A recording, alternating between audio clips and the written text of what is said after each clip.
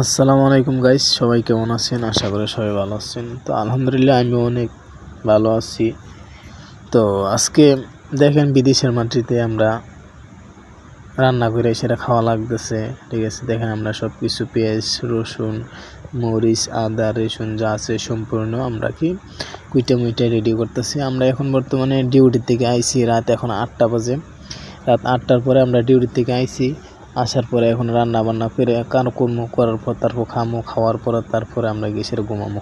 খানা টানা খাইতে খাইতে ঘুমাইতে আমরা প্রায় 11টা বাজে যাবে, ঠিক আছে। ওই দেখেন আরেকজন শুয়ে রয়েছে আর আমরা দুজনে রান্না করতেছি।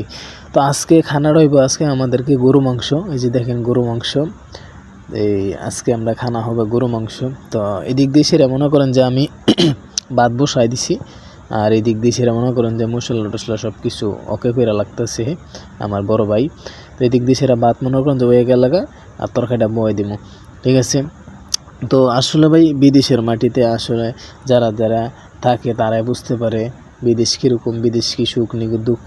তো বিদেশে ডিউটি থেকে আসার পরে ভাই মানে এমনি ক্লান্ত লাগে, তারপর আবার সে রান্না, তারপর এসে আবার এসে মনে করেন যে ঘুমাইতে ঠিকভাবে মনে করেন যে আমরা ঘুমাইতে পারি না।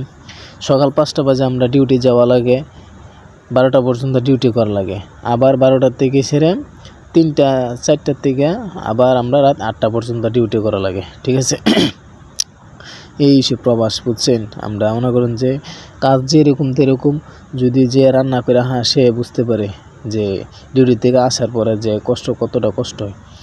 তো দেখেন আমি কিন্তু বর্তমানে এই রান্না বান্না টোয়াই সারে কিন্তু একটু লাড়াছাড়ি করে লিখতেছি। তো সম্পূর্ণ আপনারা কি মশলা টসলা দেওয়ার স্ক্রিপ্টটা আমি দেখাইতে পারলাম না। তো আমি আমি রান্না করতেছি। তো একদিন করে রান্না করা একদিন করে সে রান্ধন লাগে। তো আমি আজকে রান্না করতেছি, তো আবার আগামীকাল আবার আরেকজন রান্না করব, বুঝছেন। তো রান্না অলরেডি মনে করেন যে আমরা শেষ। তো রান্না এখন বর্তমানে শেষ হয়ে গেছে। আমরা এখন খানা টানা খামো, এখন আমরা একটু রেস্ট করতেছি। আমরা খানা টানা খাইছি, তারপরে আমরা ঘুম যাবো। এখন বাজে প্রায় 11টা মতন। তো এই পর্যন্ত ভিডিওটা। ওকে, সবাই ভালো থাকবেন এবং সুস্থ থাকবেন। ওকে, আল্লাহ হাফেজ।